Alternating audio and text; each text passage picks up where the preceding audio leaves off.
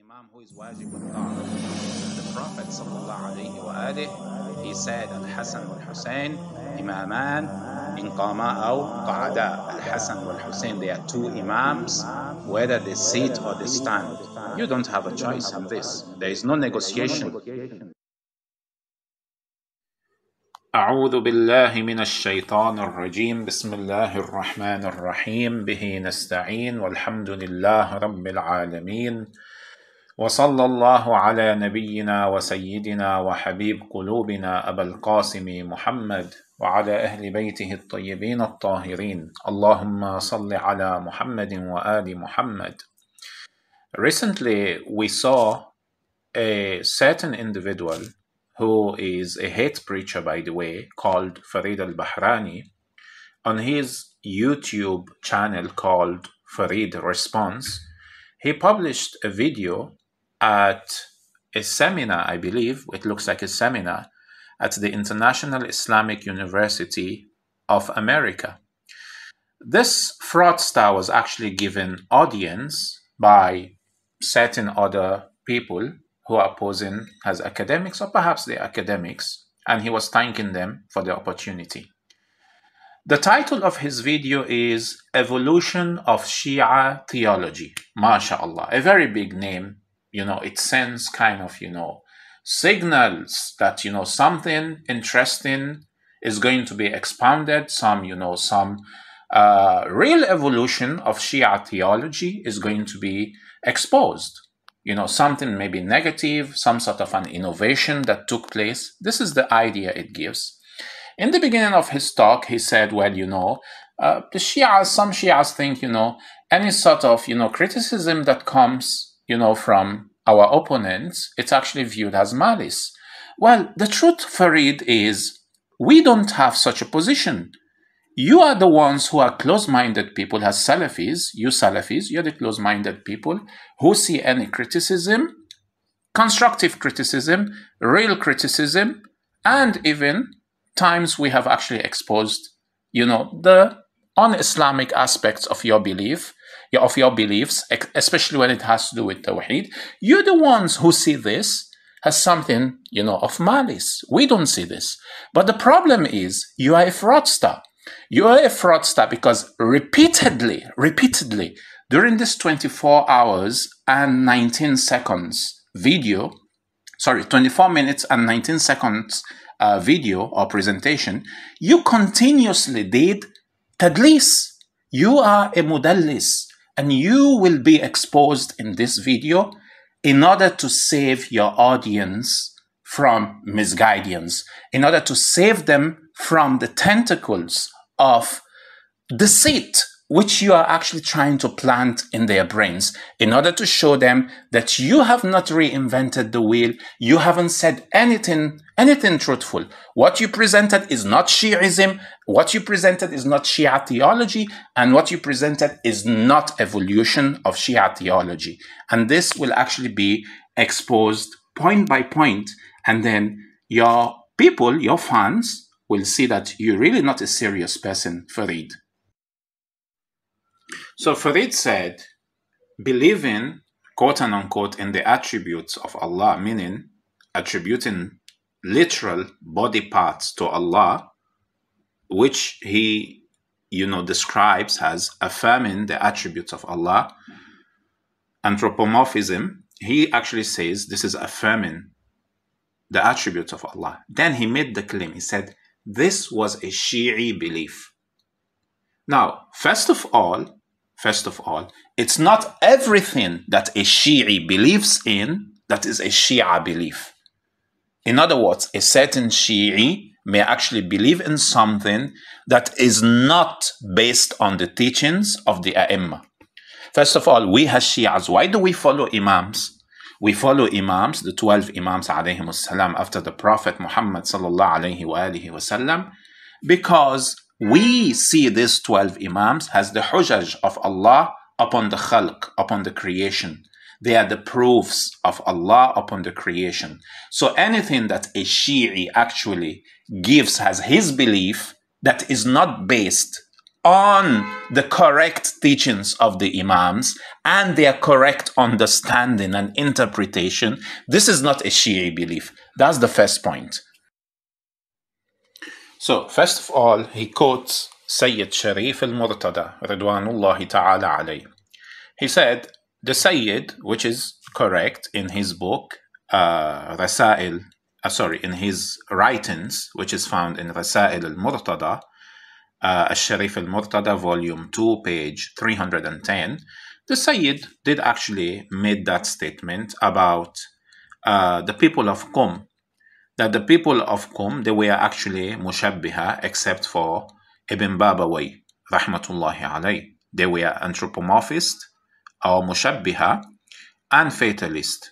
Their books and works and explicit testimony to this. Taib. Now the question is, if the people of Qum, they at certain time, they held a literal understanding of certain text about the hand of Allah, the face of Allah, and all that, which by the way, you find references even in the Holy Quran. Does this amount or account has a Shi'i belief? Were the people of Qum, were they infallible Imams? Were they understanding the text of the Imams and the ahadith of the Imams in the correct light? The answer is no.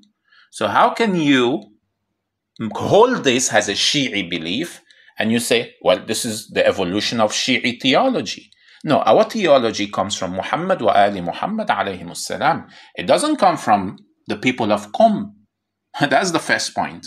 Secondly, for you to actually be proven to be a mudallis, you are a fraudulent person, you alter the text of the Shias out of their context. You play with the context of even the statement of Sayyid al-Murtada. Why do I say this? You just need to go to the reference, that is Rasail al-Murtada, volume 3, page 311. What did he say? He described the people of Qum as what? He said, their madhab is بغير حجة ودليل. He said, their madhab doesn't have proof and evidence. In other words, what they were on, the Shias does not consider this to be what? بحجة ودليل. There is no hujjah. It's not from the Imams. It is not based on dalil. So why did you not quote this? When you are trying to present, you're trying to dramatize, you're trying to impress to mesmerize your Salafi idiots that you were talking with in this so-called university, why were you not quoting everything? Because those people who were sitting with you in that so-called university, these are donkeys. And you're the what? Teaching donkeys, talking to donkeys. So whatever you tell them, these donkeys, they are not going to go back in order to cross-check the reference that you have given to them. Sayyid Sharif al-Murtada, from the same book, the same volume that you're quoting, just a page after, he said, these people, they did not have hujjah wa dalil for what they were on. So, what did he say further? He said, وَمَنْ كَانَتْ هَذِهِ صِفَتُهُ عَنْدَ الشِّيعَةِ جَاهِلٌ بِاللَّهِ تَعَالَى لا يجوز أن يكون عدلا ولا ممكن تقبل أخباره في الشريعة. On the same page, 311, Rasail al-Murtada, volume 3, page 311, he said, those people who have these characteristics to the Shias, he is ignorant about Allah subhanahu wa ta'ala, and it is not permissible for him to be considered to be adl, to be upright in terms of his aqidah. وَلَا مُمْكِن تَقَبُّلْ أَخْبَارُهُ فِي الشَّرِيعَةِ, and his narrations or his akhbar or his statements cannot be taken or cannot be accepted in the Sharia. So, first of all, this goes to prove, number one, that you are a mudallis because you didn't quote everything from Sayyid Sharif al-Murtada. Number two, it means you don't understand even the basis of Shi'i theology and the fact that our hadiths, they must be based on what? On the statement of the Imams. If they are not based on the statement of the Imams, there is no hujjah. If it is not based on the Quran, there is no hujjah. If it is not based on the hadith of Rasulullah Muhammad sallallahu alayhi wa alihi, there is no hujjah. So where did you get this idea that any Shi'i who coughs, it means this cough is for the Shias? Where is your brain, Farid? And the problem is, those donkeys you were actually lecturing, they will not go back to go and confirm. And ya Hamar inti, ya Bahraini, you think this stupidity you have espoused, this is actually to help the Shias? You said this is mostly, initially you said this is mostly, for you to guide the Shias. You think the Shias are idiots like you? Anjad? Tayyib, let's go on. He goes further to defame Sayyid Sharif al-Murtada and his contemporaries. He said, maybe like Sheikh al-Mufid. He said, well, these people, they were influenced by Mu'tazili thought. MashaAllah. Now, based on this your claim, Ayyuh al-Ghabi, we will see if the statement of Sayyid Sharif al-Murtada is actually influenced by Mu'tazili thought, or guess what? These are actually the teachings of the A'imma. In other words, the statements and the beliefs and the views and the interpretations of the ta'wilat of Sayyid Sharif al-Murtada, these are based on hujjah and dalil, on proof and evidence from the Shi'i books as found in the statements of the infallible Imams. Not based on, Mu'tazili belief. Because, you want to justify your tajsim, you mujassim, you mushrik, and you want to actually justify the athari position whereby you fix appendages to the bodies of Allah subhanahu wa ta'ala. You want to include the Shias. Oh, you see, Shias, we are not the only ones who believed in this. Yeah, you're not the only ones. You have people who don't have hujjah and dalil, just like you. Because when you read the Quran, you throw your brains away. You take everything literal. So there were people, even if they were called Shia or they were, ghulat or what kummis or whatever you want to call them, if it is not based on the nafi, on the things that the Imams themselves have dissociated from Allah subhanahu wa ta'ala, you cannot say this is theology of the Shias. You're wrong. Let's go on. Then fantastic. In order to justify his own shirk in, being an anthropomorphist, what does he do? Or a mujassima, or a mushabbih, comparing Allah to his creations, giving Allah certain, physical attributes, saying Allah has an ear, Allah has hands, based on what your scholars have said, your Salafi scholars, and on certain attributes, they even differ among themselves. Does Allah have this or does Allah not have this? That is not the issue now. The issue is, in order to justify your shirk, you say, well, the people of Qom, they were very close to Ahlus Sunnah wal Jama'ah. MashaAllah. Yani, you see what this guy has done? His statement is very loaded. Now, when he's saying he's speaking on behalf of Ahlus Sunnah wal Jama'ah, he's using this term exclusively for who? For the Salafi Atharis. In other words, the Asha'ira, they are not Ahlus Sunnah wal Jama'ah. Because the Ash'ari's, they don't agree with you, Mr. Farid. They don't agree with what you're saying, given Allah, physical attributes and all that. They wouldn't agree with you. So basically, in this statement, which is loaded in meaning, he has actually excommunicated the Ash'ari from the madhab of Ahlus Sunnah wal Jama'ah. So, in order to defame Sheikh al-Saduq, this mudallis and this person who does not understand the aqidah of the Shia, he doesn't know anything. He wants to act on Tashayyuh as Shaykh al-Islam the way Ibn Taymiyyah acted in his own madhab. No, this is not how we actually understand our text, our ahadith, and the statement of our scholars and how they act. He brought a hadith that is found in Al-Kafi, whereby, based on the version quoted by Sheikh al-Kulayni, it speaks about the hand of Allah subhanahu wa ta'ala, placing it on the heads of the believers when the Qa'im, Al-Mahdi, Ajjal Allah ta'ala farajahu al-Sharif, rises. Then, in the other version of the hadith, in the book of Sheikh al-Saduq, it says the hand of the qa'im will be placed over the believers. Now, this is not a problem. It doesn't show any evolution as you're trying to claim. It simply means you don't know what you're talking about, Mr. Farid. Why? Because I will take you to the same Al-Kafi, the same Al-Kafi al-Sharif of Sheikh al-Kulaini, who you kind of, appraised him by comparing him to your Bukhari. You elevated kind of his status, which I don't deny, of course. Sheikh al-Kulaini, nobody needs to introduce his position in the hearts of the believers of the Shias. Rahmatullahi alayh. But the thing is, in the same Al-Kafi, I will show you two narrations, at least two narrations. Okay?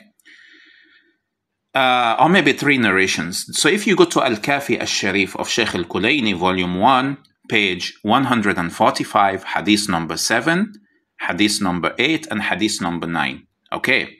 Hadith number 7. عدة من أصحابنا عن أحمد بن محمد عن ابن أبي نصر عن محمد بن حمران عن أسود بن سعيد قال كنت عن أبي جعفر عليه السلام فأنشأ يقول ابتداء منه من غير أن أسأله نحن حجة الله ونحن باب الله ونحن لسان الله ونحن وجه الله ونحن عين الله في خلقه ونحن ولاة أمر الله في عباده.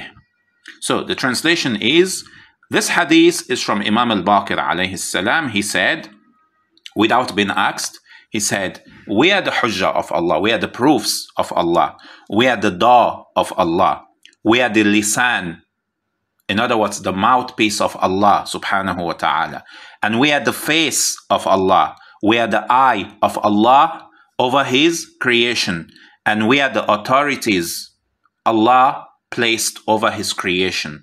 Then hadith number 8, قال سمعت أمير المؤمنين يقول عليه السلام أنا عين الله وأنا يد الله وأنا جنب الله وأنا باب الله. I'm sure you must have observed what I'm trying to do here. So in this hadith, Amir al-Mu'minin is saying what? Amir al-Mu'minin, Imam Ali bin Abi Talib, salawatullah wa salamuhu alayh, he said, I am the eye of Allah. I am the hand of Allah. I am Jambullah. I am the door. I am the side of Allah. I am the bab, the door of Allah subhanahu wa ta'ala. Then you have similar ahadith also further down. Hadith number, I believe hadith number 9 and 10, and maybe others also. For example, in hadith number 10, Abu Ja'far alayhi salam, that's Imam al-Baqir salawatullah wa salamuhu alayhi, he said, Bina ubid Allah. He said, through us, Allah has been worshipped. Wa bina urif Allah. And through us, Allah has been known. And through us, Allah has been believed in monotheism. Wa bina وحد الله تبارك وتعالى ومحمد حجاب الله تبارك وتعالى. And the Prophet sallallahu alayhi wa alihi, he is the hijab of Allah subhanahu wa ta'ala. So in this hadith from the Imams alayhimus salam, in the same book that Farid is appealing to, that's Kitab al-Kafi, in order to make an opposition statement to what Sheikh al-Kulaini did. Basically, Sheikh al-Kulaini, he reported the hadith with the ma'na. In other words, the hadith and its correct ma'na is given by Sheikh al-Saduq. So based on this hadith from Al-Kafi al-Sharif, is Sheikh al-Saduq wrong? No, he's not wrong. Because the hadith in Al-Kafi, where Allah subhanahu wa ta'ala is going to place His hand over the believers' heads, this means the Imam, who is the hand of Allah, he is the one placing his hand, because Amir al-Mu'mineen alayhi salam, Imam al-Baqir alayhi salam, they are saying we are the hand of Allah. The Imams are the hand of Allah. They are Hujjajullah. So where is the problem? There is no problem. Both hadiths are saying the same thing. But you are a deceitful person. You will not tell those Salafi donkeys that, you know what, in Shi'i theology, the Imam is Yadullah. So Sheikh al-Saduq, when he's saying it is al-Mahdi alayhi salam that is placed in his hand, it doesn't really make any difference than the report or the version of the report that is found in Al-Kafi that Allah will place his hand. Because the Imam alayhi salam, he's the hand of Allah. But you did not say this. You did not state this. Maybe you don't know. So you should shut up. Don't go representing or misrepresenting the Shias. You go in public, you misrepresent the Shias, and say, oh, this is theology of the Shia, this is evolution of the Shia theology. No, you're lying, you've been deceitful. Or, if we are to give you the benefit of the doubt, we are to say, you're an ignorant person. Then he said, well, the Qa'im, he, kind of like an off statement, a side statement that he actually, an off-topic statement or kind of remark he made. He said, well, when Imam al-Baqir alayhi salam is mentioning about the Qa'im, did he mean it was the Mahdi alayhi salam? Yeah, because you're a jahil. You don't know that in the Shi'i narrations, there are specific narrations explicitly when the Qa'im alayhi salam is mentioned, he is called al-Qa'im al-Mahdi. Or the Qa'im is actually described as Mahdiyuna, the Qa'im in the sense of the one who will rise. Now, every Imam also in the Shi'i books is also the Qa'im, al-Qa'im bi-amrillah. That's a different context. Two different contexts where the word in Shi'i narrations, al-Qa'im, the word Qa'im is used in Shi'i narrations in different understanding or context. Each Imam, for example, the dua which we read, Allahumma kun li waliyyika al-Hujjata ibn al-Hasan, salawatullah alayh. This dua, for example, it used to be read, it can be read, for example, for the other Imams, before the Imam, by the Shias of their times. So when you're saying about, for example, the word Hujjatullah, it means the current Imam. When you say Al-Qa'im bi-amrillah, it can also mean the Imam of the time. In the time, for example, of Al-Baqir alayhi salam, he was the Hujjah, he was the Qa'im. But when we are talking of the one who will establish justice on earth, and he will fill the earth with justice, or he will fill the earth with justice and equity the way it was filled with oppression and injustice, we're talking of the Mahdi alayhi salam. Of course, we have narrations whereby the Qa'im, in that context, he is described also as Al-Mahdi. So, this shubha and hint you're trying to pull, keep it aside, Farid. Then, of course, looking and, turning his eyes in a way that is trademark of Farid, and then biting his lip, and shaking his head like a lizard, then, he makes Sheikh al-Saduq a suspect. Ala la'natullahi ala al-kadhibin. You're actually a liar. Because if you understand what Sheikh al-Saduq did, you will not accuse him of any foul play.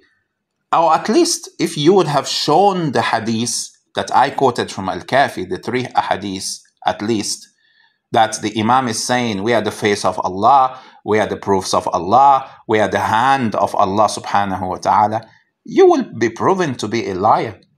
And of course, this is what I have just done here. Again, he did the same thing by bringing up a second narration about Allah subhanahu wa ta'ala showing himself to his creations. Now, the image of Allah subhanahu wa ta'ala, the face of Allah subhanahu wa ta'ala is the Imam alayhi salam. The Imam, he is Wajhullah. So this image of Allah is the Imam alayhi salam in Shi'i theology and based on the hadith of the A'imma. So if a certain Shi'i thinks that when Allah subhanahu wa ta'ala is showing himself, it means physically, no, this is wrong. Why? Because even in Nahjul Balagha, which predated both Sheikh al-Saduq and Sheikh al-Kulayni, even in Nahjul Balagha, you'll find certain sermons, like for example the sermon of Tawheed and then the other sermon about Imam Ali alayhi salam, actually saying eyes cannot see Allah subhanahu wa ta'ala. Imam Ali actually did nafi, or he did nafi, yeah. So Imam Ali did nafi, he denied Allah having a physical image. So if you go back to the statements on Tawheed by Imam Ali alayhi salam, you're talking here of centuries before Sheikh al-Saduq and Sheikh al-Kulaini, you will understand that this, this interpretation of the hadith that Sheikh al-Saduq is given, this is not a contradiction, this is not deceit, this is simply presenting the hadith in the correct form, based on the other ahadith of the A'imma, in the correct form it should be understood. It's simply telling the Shi'is that no, Allah does not have an image. This does not mean if Allah, even in the Quran, Allah, speaks about His face. So does it mean the Quran affirms that Allah has a face by necessity or by default? No, this statement in the Quran, the Muslims, the Shia and the Sunni, the Asha'ira, what do? They actually say, this is not a physical face. We don't attribute a physical face to Allah subhanahu wa ta'ala. You can say, for example, even Yadullah, this can mean, His might, His strength, His power, whatever, interpretation you give this. It's not a physical hand. So in the same way, if Sheikh al-Saduq, he's, reporting the hadith bil-ma'na, through its meaning, its correct meaning, because there are other ahadith of the A'imma which support this, this is not Sheikh al-Saduq that should be condemned. Sheikh al-Saduq should actually be praised, and you are the one that should be condemned, because you are hiding Shi'i theology, you are actually cherry-picking one hadith from somewhere, and you're trying to, to exaggerate and deceitfully misrepresent both our theology and the ahadith, and defaming or character assassinating Sheikh al-Saduq. Then he goes on to present a third example from Al-Barqi and of Sheikh al-Saduq about Musa alayhi salam, a hadith about Musa alayhi salam being the one who will punish the people of Bani Israel who killed the innocent soul. While the version in the book of Al-Barqi says Allah, will punish the person. Now, of course, we don't believe Allah, enters into the hellfire like the way you have in Bukhari, that Allah will put His foot in the hellfire. We don't believe Allah will put His foot in the hellfire. This is not our aqidah. Otherwise, for example, in the Holy Quran, in Surah Al-Fath, verse number 10, when Allah subhanahu wa ta'ala said, إن الذين يبايعونك إنما يبايعون الله يد الله فوق أيديهم, that verily those who give the pledge of allegiance to the Holy Prophet, verily they are actually giving the pledge to Allah, and the hand of Allah is over their hands. So now we would like to ask you, and of course I wouldn't be surprised if you actually give a literal interpretation of this verse, but of course it wouldn't, it wouldn't amount, it wouldn't be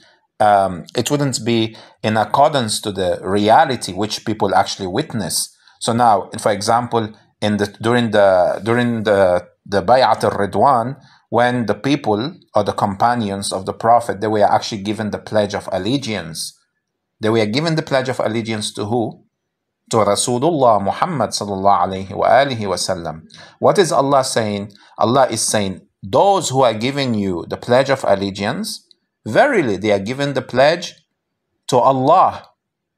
So now, till here you may say, well, this is figurative. Then Allah goes on to say, He said, Yadullahi fawqa aydihim. The hand of Allah is over their hands. So does it mean Rasulullah was Allah? Astaghfirullah. You wouldn't agree. Would you say Allah was physically present and the companions were shaking Allah? You wouldn't be able to prove this either, even if you want to, you want to say that is the case. Or you wouldn't agree, and then you will have to do ta'wil to this verse. In the same way, if Musa alayhi salam will be the one to kill them, or Allah subhanahu wa ta'ala, we do not differentiate between the Anbiya and Allah, because they represent Allah subhanahu wa ta'ala, and we don't also represent between the command of the A'imma and Allah subhanahu wa ta'ala, because the A'imma alayhim salam, وَجَعَلْنَاهُمْ أَئِمَّةً يَهْدُونَ بِأَمْرِنَا, we made them imams who guide by our commands. So this trick and this game that you're trying to pull, it really doesn't make sense. But you were happy, opening your mouth. Wallah, the way you opened your mouth in that particular instance, you look like a camel. Subhanallah. Then he gave a fourth example about the earth will not remain without an apparent imam. Now, in this hadith where it says, لا تبقى الأرض بغير إمام ظاهر, the word ظاهر in this hadith, does it mean that the imam must be physically present for him to be ظاهر? For example, when Rasulullah sallallahu alayhi wa alihi wasallam was in Medina or he was in the cave, does it mean that Rasulullah was not an imam ظاهر even when he was hiding in the cave? No. It means he was actually known, the imam of the time, who was Rasulullah sallallahu alayhi wa alihi, he was actually ظاهر. In other words, even if he was not physically present, he was actually known. So the word ظاهر in this context where the Imam alayhi salam is saying لا تبقى الأرض بغير إمام ظاهر, it means the earth will not remain without an identifiable imam. This is the context of ظاهر in this hadith. Then in other hadiths, for example, in the same Basair ad-Darajat, what does the Imam alayhi salam, Imam al-Sadiq said? He said, قال Abu Abdullah alayhi salam, this is Basair ad-Darajat of Muhammad bin al-Hasan al-Saffar, page 507. Imam al-Sadiq alayhi salam said, al-Hujjah qabla al-khalq wa ma'a al-khalq wa ba'da al-khalq, that the Hujjah, the proof of Allah, is before the creation, with the creation, or during the creation, and after the creation. Okay, then you see, for example, in the hadith of Imam Ali through Kumail ibn Ziyad, and this is mutawatir in the Sunni books. What does Imam Ali alayhi salam said? He said the earth will not remain either with an imam who is apparent or an imam who is actually in hiding out of fear, or a hujjah, as the word is used in the hadith. That the earth will never be without a hujjah that is either apparent or a hujjah who is actually afraid and he's in hiding. So now, in that context, where the Imam alayhi salam, he's apparent, it means he's physically present, or he's actually in hiding. Now, if he's in hiding, if we are to use the word ظاهر, it doesn't necessarily mean he's actually, physically apparent. No, it means he's ظاهر to the people, he's known to the people. People know him, even if he's actually in ghaiba, even actually if he's not physically present. For example, when Imam Musa al-Kazim alayhi salam was in the prison, he was the Imam al-ظاهر. Even if, somebody was in Khurasan, or somebody was in Mecca and the Imam was in prison in Baghdad, the Imam al-Zahir, even if he's physically not present, the known identifiable Imam is Imam al-Kazim alayhi salam. And the same thing with the 12th Imam. The 12th Imam alayhi salam, in the context of this hadith, that the earth will never remain without an identifiable Imam. The word Zahir means identifiable Imam in this context. The earth will never remain without an identifiable Imam. Now, this does not contradict the fact that, in other hadiths you find, either, he's Zahir or he's actually in Ghaiba. There is no contradiction here. There is no ta'arud. There is no ta'arud because we have reports, and they are correct reports, even in the Sunni books, the hadith of Kumail, that is reported from Imam Ali. Kumail radiyallahu an reported from Imam Ali in the Sunni books. It's there that Imam Ali said the earth will not remain without a hujjah, either an apparent hujjah, meaning physically apparent, or one who is hidden.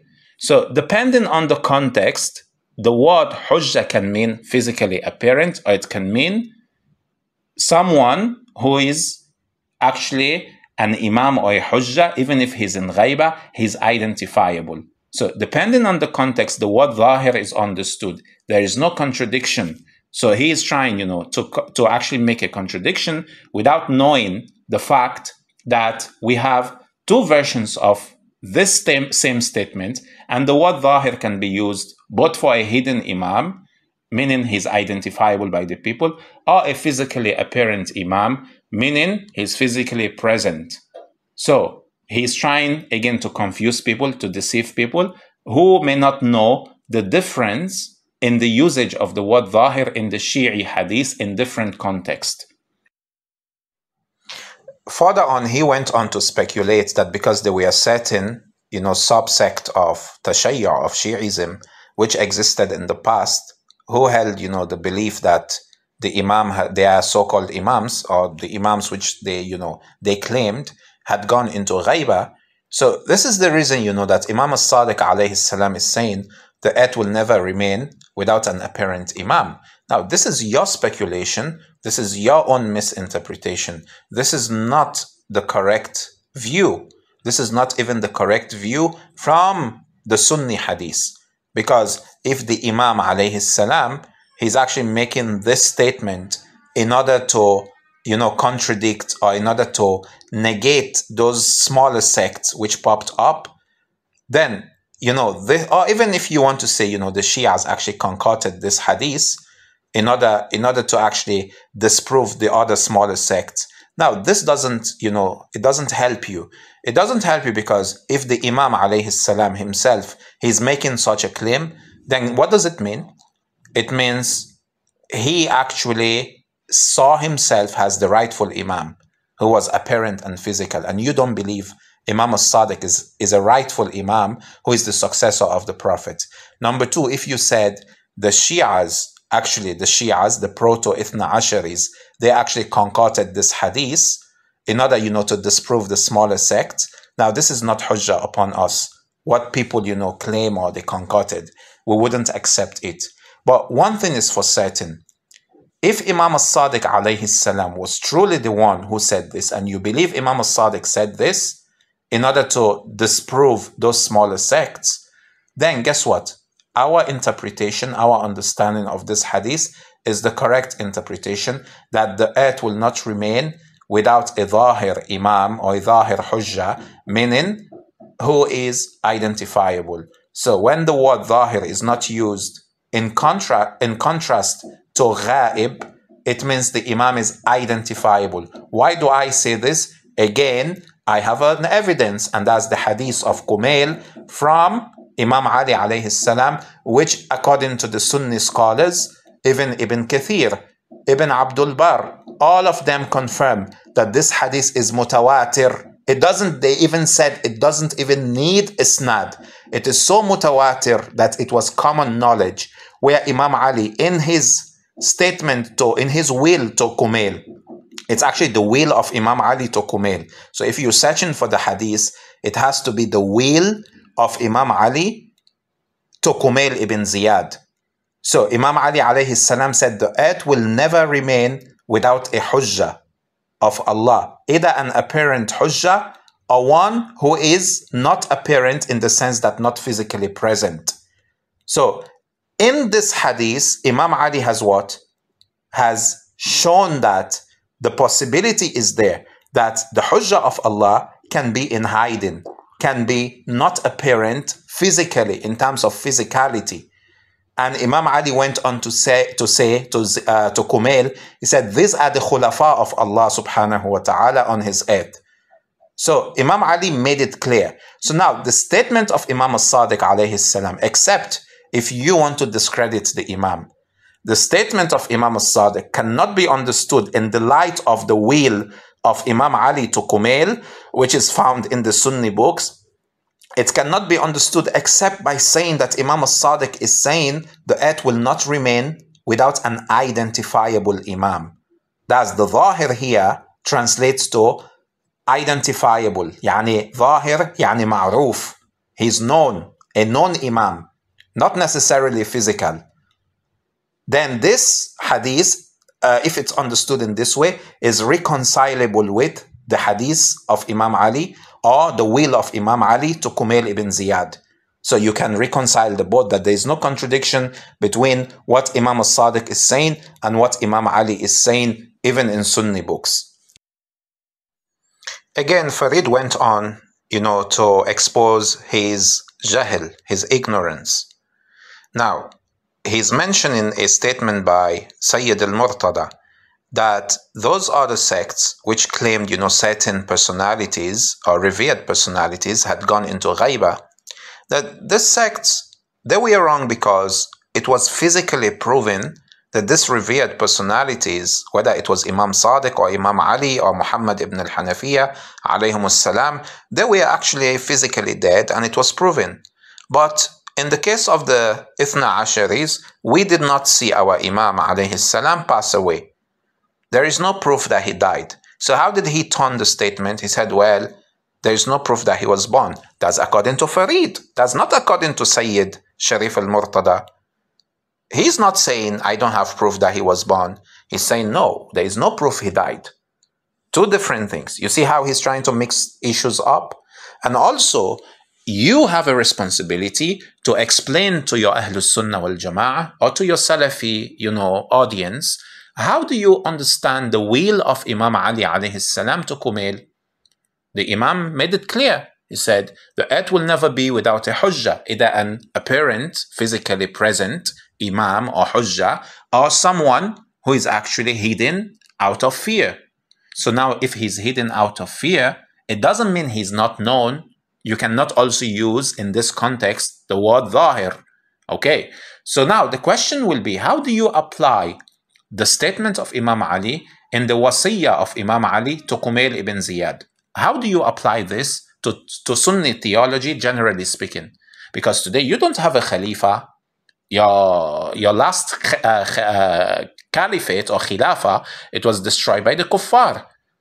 But Imam Ali is saying the earth will never remain without a caliph. And some other scholars like Al-Alusi, who lived in the time of the Ottomans, he also held this view that the Khalifa of Allah, he's actually representing Allah on the earth, he's the Insan al-Kamil, he's this, he's that.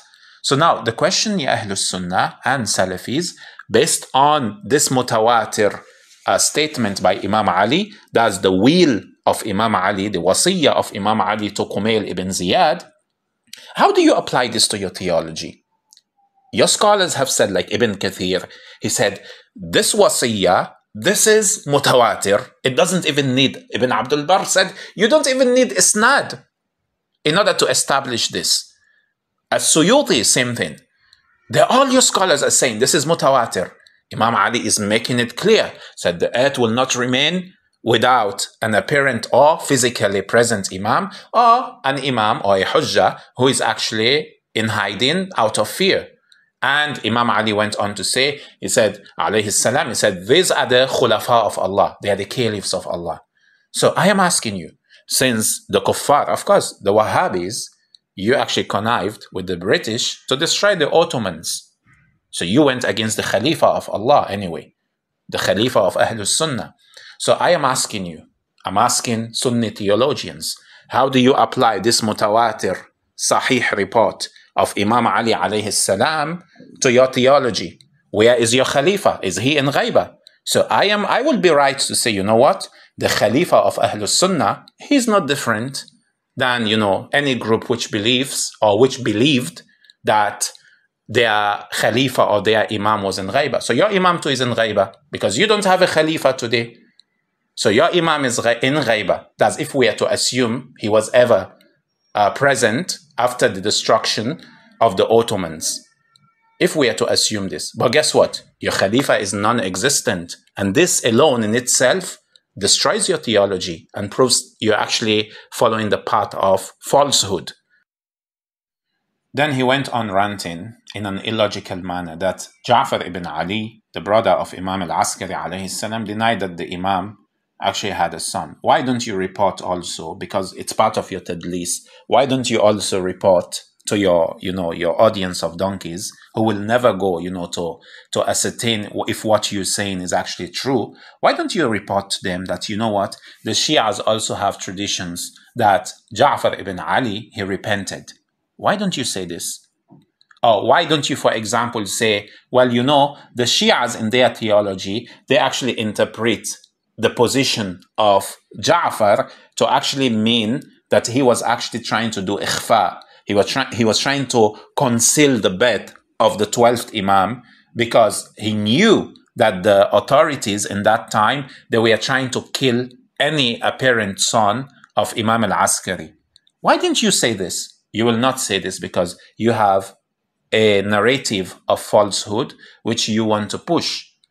Logically speaking, if, for example, my own brother doesn't know I have a son, this does not necessarily prove that my son doesn't exist. It's possible I have a secret son, right? That's number one. It's possible I have a son, everybody knows, or many others know, and this my brother, he specifically does not know. Okay? And it's also possible, as our scholars have explained, that Ja'far was actually denying a son for Imam al-Askari in order to do what? In order to cover up from the authorities that a son exists, because they wanted to kill him. Okay, for the same reason, for example, Sayyida Narjis alayhi salam, even, this is even mentioned in the book of Ibn Hazm al-Muhalla, whereby, he mentioned Sayyida Narjis, and he actually mentioned that she claimed that she was bearing a son for Imam al-Askari in order again to do what? To pretend that she was actually pregnant in front of the oppressive authorities, the tyrannical authorities who wanted to kill the son she actually bore for the Imam 5 years before. So logically, your statement doesn't make sense. That, you know what, if Ja'far, even if we are to assume that you're actually correct, to say Ja'far ibn Ali, guess what? He didn't believe, haqiqatan, yani in reality, truthfully, he didn't believe that Imam al-Askari had a son. Truthfully, if we say this, okay, this doesn't prove that the son doesn't exist simply based on the fact that his brother didn't know he had a son, or he denied his brother having a son. His lack of knowledge does not prove the non-existence of the 12th Imam. That's number one. Number two, you presented kind of, it's a half-truth. You didn't present the entire picture, because you are a mudallis, you're dishonest, you're a fraud.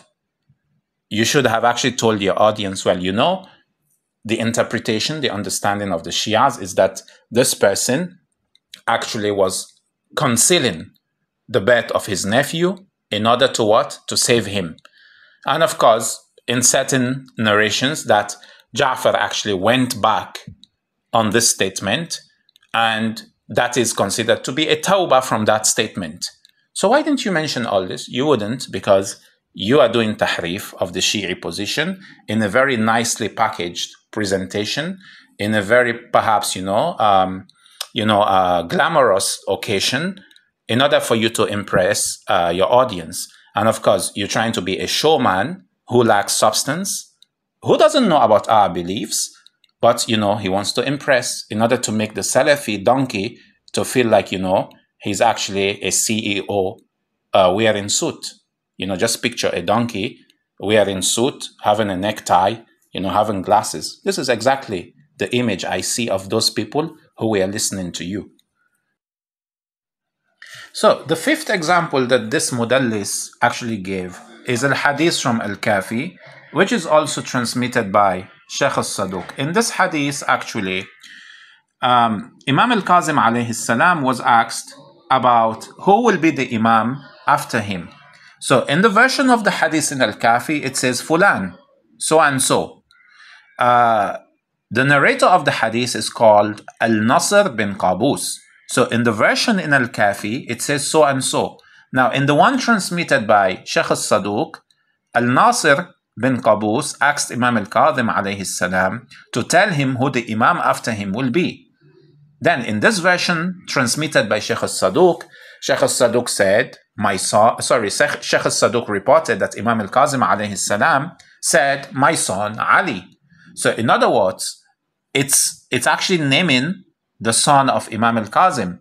Now the question is, who is actually not being honest here? Is there any dishonesty? The answer is no, there is no dishonesty.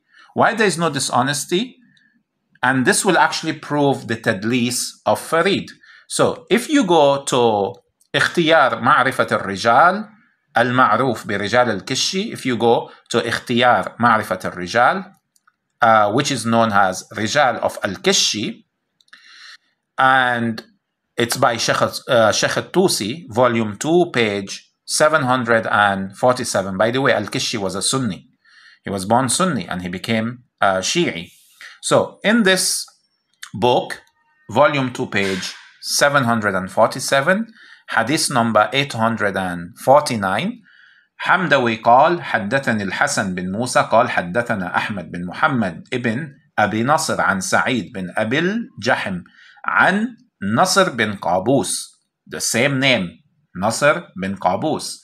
قال, نصر بن قابوس said, قلت لأبي الحسن الأول, I said to أبي الحسن الأول, the first, that's Imam al-Kazim, the seventh Imam عليه السلام, that إني, he said, إني سألت أبا عبد الله عليه السلام عن الإمام من بعده, that I asked your father أبي عبد الله عليه السلام, Imam al-Sadiq, Imam Ja'far al-Sadiq عليه السلام, who will be the Imam after him. فأخبرني أنك أنت هو, and Imam al-Sadiq informed Nasr bin Qabus that Imam al-Kazim عليه السلام, he is the Imam after his father. فلما توفي ذهب الناس عنك يمينا وشمالا, that when Imam al-Sadiq salawatullah wa salamuhu alayhi passed away, people went left and right, they dispersed from Imam al-Kazim alayhi salam. وقلت فيك أنا وأصحابي فأخبرني عن الإمام من ولدك, and I am saying along with my companions, inform us who is the Imam from among your children. قال ابني علي عليه السلام. So Imam al-Kazim salawatullah wa salamuhu alayhi, he said, my son Ali alayhi salam. Now, who is the mudallis? Farid or Sheikh al-Saduq? And you're talking of al-Kishi, who was actually a contemporary of Sheikh al-Kulayni. So he reported the same narration. The same narration is reported, and it uses the word, my son Ali. Did Sheikh al-Saduq did anything wrong? No. So apparently, Farid is actually accusing an upright man, Sheikh al-Saduq, he's accusing him falsely. Now, if Sheikh al-Saduq is actually reporting he's transmitting the hadith, and he places the word my son, or he places the answer my son Ali, it actually means that Sheikh al-Saduq has other ways for him to establish what he's doing, for him to establish the isnad, and the hadith of how he's actually transmitting it. And to actually make the situation very bad for Farid, if you go to volume 3, page 346 of Mir'at al-Uqul of Allam al-Majlisi, the hadith on this page is actually hadith number 12. So if you scroll down, Allam al-Majlisi said, al-hadith al-thani ashar da'if ala al-mashhur. He said, this hadith is da'if ala al-mashhur. وفي العيون ورجال الكش قال ابن علي يمينا وشمالا أي إلى جهات مختلفة غير الصراط المستقيم. So first of all, this hadith is ضعيف على المشهور. So he is actually using a ضعيف hadith in order to build an argument on it that Sheikh al-Saduq has actually, altered the hadith. While in reality, as even Allam al-Majlisi is pointing out over here, he said, وفي العيون, that's عيون أخبار الرضا عليه السلام ورجال الكشي قال ابن علي. So there are other books aside from the one transmitted by Sheikh al-Saduq where Imam Ali al-Rida عليه السلام is mentioned based on this hadith, this specific hadith. There are other books that transmitted this hadith with the name of Imam Ali al-Rida. So it doesn't contain the word Fulan. So how can Farid actually point finger at Sheikh al-Saduq when there are other books which mention clearly this specific hadith and the name of Imam Ali al-Rida is mentioned? So you see, he's accusing falsely a scholar of the Shia of tampering with the hadith when other books who were actually transmitted or written by contemporaries of Sheikh al-Kulaini, like for example, Al-Kishi, he has actually reported this hadith or transmitted this hadith, and the name of Imam Ali al-Rida is mentioned. So in other words, the argument of Farid about Sheikh al-Saduq on this specific hadith, it's a fake argument. But will his audience realize that this person is actually deceiving them? He's actually pretending to know about the Shi'i narrations and the Shi'i books, while in reality, he's actually doing tadlis, he's doing tahrif, he's misleading them. Ya subhanallah. Of course, in order to buttress his tadlis and his tahrif of our hadith, and to, further solidify the fact that he's a mudallis, he showed a long list of the sons of Imam Musa al-Kazim alayhi salam, in order to say, well, because the word fulan is found in the hadith version that is found in al-Kafi, so it could be any of this, many sons of Imam al-Kazim, who was, alayhi salam, who was the Imam. No, the fact is, first of all, this hadith is da'if from Nasr ibn Qabus. Secondly, even if we want to accept it, there are other versions of this same hadith in which the word of Ali, that's the name of Imam al-Rida alayhi salam, is found in the hadith. So it's not specific only to Sheikh al-Saduq. So your claim actually, your argument fall apart. Then, he tries to kind of, as usual, being a Satan follower, he tries, to blow the truth. So what did he say? He said, I think, Ahmad claimed to be an imam. No, for shart, you're lying. Sayyid Ahmad alayhi salam, he never claimed to be the imam. Sayyid Ahmad took the bay'ah from the people after the passing of his father for his brother Imam Ali al-Rida. So Sayyid Ahmad alayhi salam never claimed to be the imam. In fact, among his brothers, the imamah of Imam Ali al-Rida was actually uncontested. So it was clear, the wasiyyah of Imam al-Kazim alayhi salam was very clear, and the brothers of Imam Ali al-Rida did not contest with him. So Sayyid Ahmad, by the way, he's actually buried in Shiraz. And your fellow Wahhabis, they have actually attacked the shrine of Sayyid Ahmad, which is visited by Shi'i visitors or pilgrims in the city of Shiraz in Iran. It has been attacked by the Wahhabis 2 times. And the first time there was a massacre. Over, I think, 10 people or over 12 people were killed. So Sayyid Ahmad is not somebody who is maligned in the Shi'i Aqidah. Instead, he's praised. He has a mazar in Shiraz. So you should get your facts straight before, you be a laughingstock for the public. In the 6th example that Farid actually presented in order to implicate Sheikh al-Saduq, and of course, Farid, he's the mudallis, not Sheikh al-Saduq.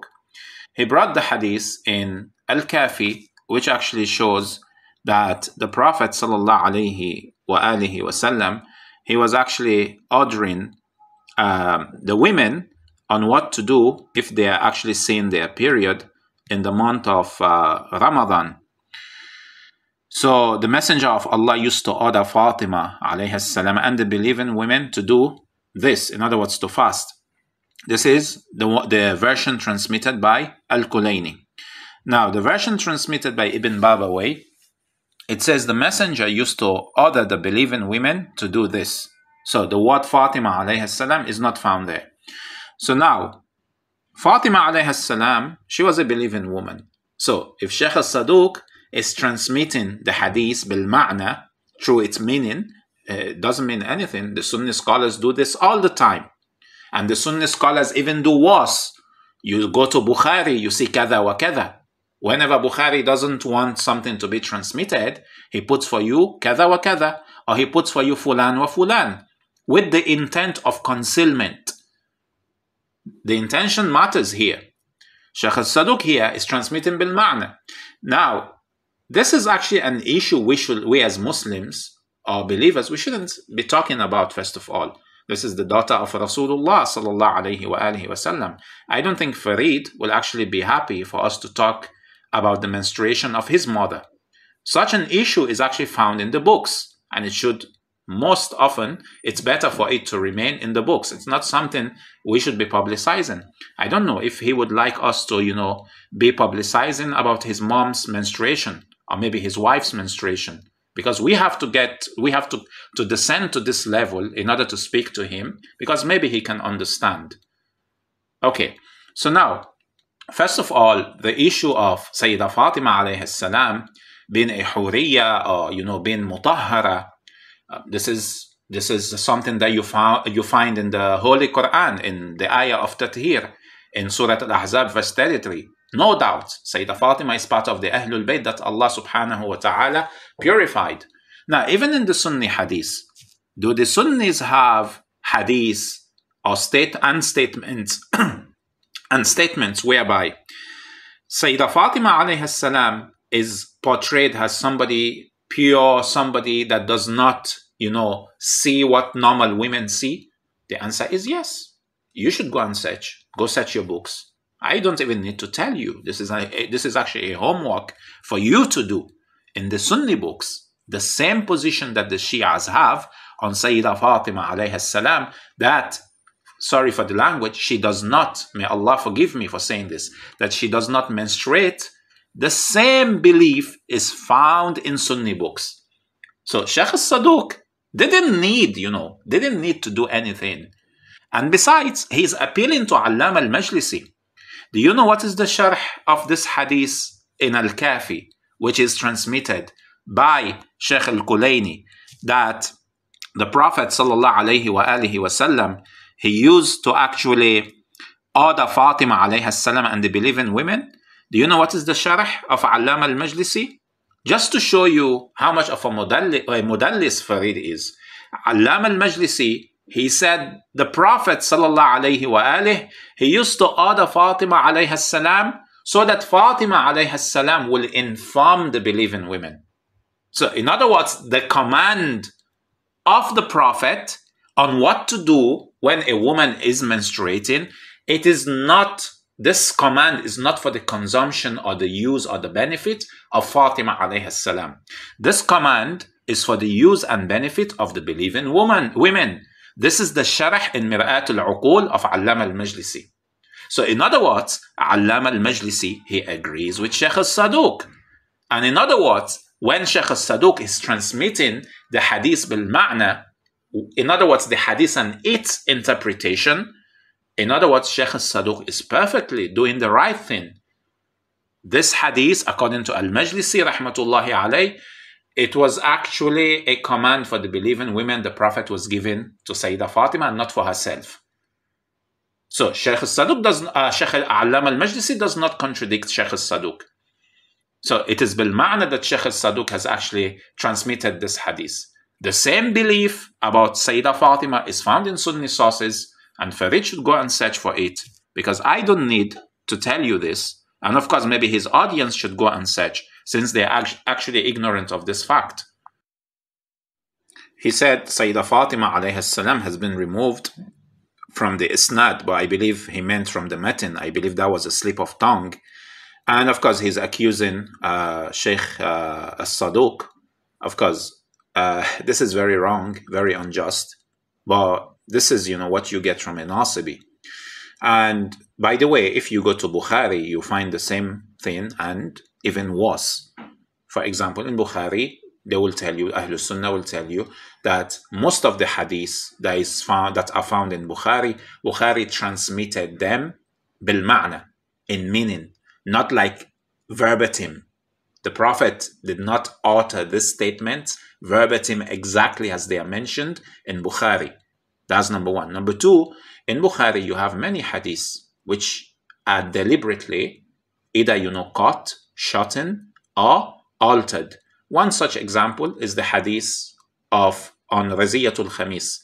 The hadith on Raziyatul Khamis is a very good example. When the name of Umar ibn al-Khattab appears in the hadith, they will say, غَلَبَهُ الْوَجَعُ, that, those who were there, and Umar, he said, غَلَبَهُ الْوَجَعُ. that the Prophet was overcome by pain. And where the name of Umar does not appear in the hadith, they will tell you, إن الرجل لا يهجر, that the man, that's the Prophet sallallahu alaihi wasallam, he was delirious. So you see, they tamper with the hadith. But Farid is perfectly fine, you know.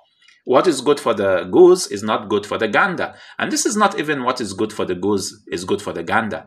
It's not even comparable. Your scholars, they are mudallisin. They have hate. I don't want to go into this topic to show you examples how Bukhari and Muslim and others, they have actually done their own work in, you know, concealing the facts. We can do that. It's not a problem. We can hold those people to the same standard you hold in Sheikh al-Saduq. While we can defend Sheikh al-Saduq and explain that what he's doing is perfectly fine with the interpretation and the correct understanding of the hadith, you cannot do the same thing for Bukhari and Muslim. That's the big difference. And in the end, Sheikh al-Saduq is innocent, but your Bukhari and others, they are not innocent. Then, of course, he actually misquoted or mistranslated or misrepresented a statement by Allama al-Majlisi. He said, this report taken from Al-Kafi, it has suffered from weird alterations, which makes us mistrust al-Saduq. This is not what Allama al-Majlisi said word for word. It seems he only distorted it in accordance with the school of the people of justice, the Shia. So first of all, if you study this translation that Farid is given, you will understand that it sounds like an oxymoron. There's a contradiction here. Sheikh al-Saduq couldn't have said the first sentence and Allama al-Majlisi couldn't have said the first sentence and the second sentence together. It doesn't make sense. Okay, because he cannot be condemning and mistrusting Sheikh al-Saduq from the one hand and justifying him. You know why this is happening like this? Because Farid is mistranslating and misrepresenting the statement of Allama al-Majlisi. What did Allama al-Majlisi said? He said, this is of course from Bihar al-Anwar, volume 5, page 156.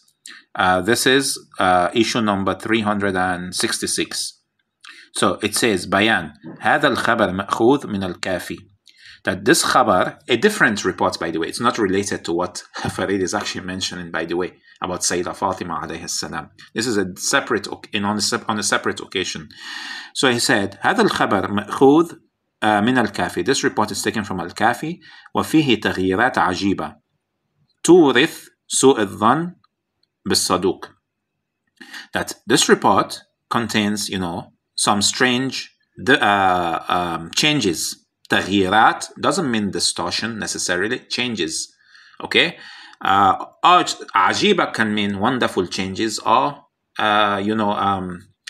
wonderful changes or strange changes. Anyway, changes, not distortions. Then he went on to say, تورث سوء الظن بالصدوق.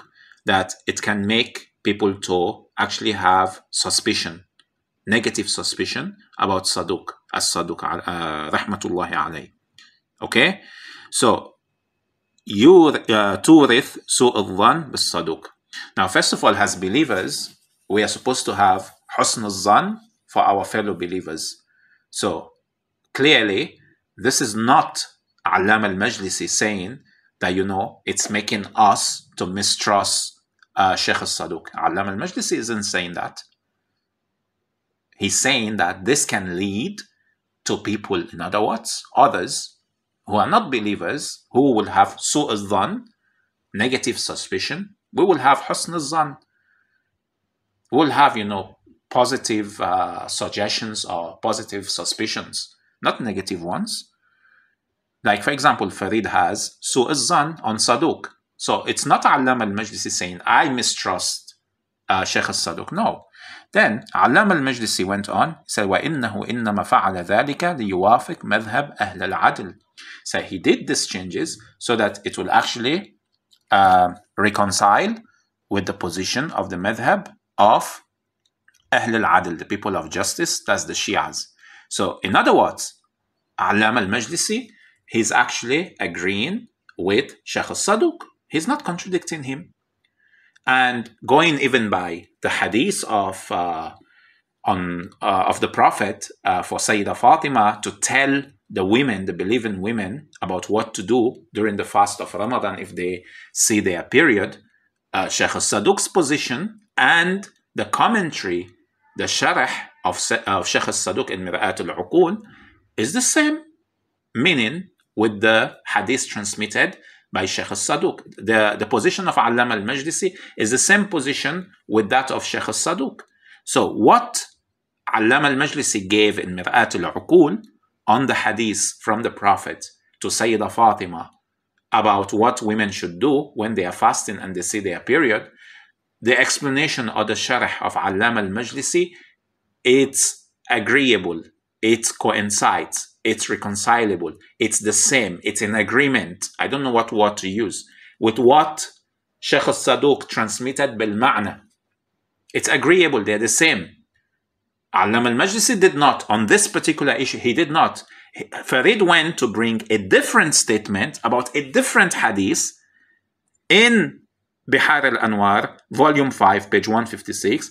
Sheikh Allama al-Majlisi talking about a different hadith and Sheikh al-Saduq about Su' al-Zan, and Allama al-Majlisi justifying Sheikh al-Saduq. So, well, look at what, Allama al-Majlisi is saying about Sheikh al-Saduq. Now, this is tadlis. You're actually attributing a statement through the wrong translation. You're attributing it to Allama al-Majlisi to implicate Sheikh al-Saduq. So if Farid had an atom of integrity, I believe with these examples that I have given so far, there is no more integrity for this Nasibi. We can only justifiably send la'na on him because he's a liar and he's unrepentant. Very clearly, he's unrepentant, and this is not the first time he has been doing this. He does it all the time, and of course, even some of his, fellows, I don't want to name one of them particularly, he said this is part of polemics, doing tahrif of the text, cherry-picking statements out of context. He said, yes, this is part of polemics. If you can confuse a Rafidi, why not? And of course, this shows they don't have any scholarly integrity. I don't even know if Farid is even a scholar. I think it's even an insult to scholars to call him one. And of course, he concluded his show of shame, or his donkey show, to his audience of, pseudo-intellectuals. Unfortunately, it's a university. So if this is what Farid is presenting to Salafi intellectuals or academics, and it will take a lowly servant from among the Shia Rafidis to debunk Farid, who was presenting these lies and this tadlisat to the audience in a university, I think this is a very, very sorrowful state that the Salafis actually find themselves in when they have such a person. And of course, he concluded his show of shame by, mentioning another one of his writings, a book, targeting Sheikh al-Saduq. He calls, whatever he calls it, of course, his tadlis in, implicating Sheikh al-Saduq based on his Su' al-Zan and his own lack of understanding, his own tadlis, his own ignorance. He showed this book to the audience. He wants to sell, basically. It's all about the money. I don't know how much they paid him for him to do such a presentation. And I don't know, how many books he's going to sell by advertising his, his book of lies. So this is the state we find ourselves. And our opponents, they don't take the time, to ask us questions, to investigate if these speakers that they are relying upon, like this mudallis from Bahrain, Farid, our opponents, will listen to him and they will repeat, regurgitate the statements, and they become a laughing stock. وآخر دعوانا أن الحمد لله رب العالمين وألا لعنة الله على القوم الظالمين. وصلى الله على محمد وآل محمد والحمد لله رب العالمين.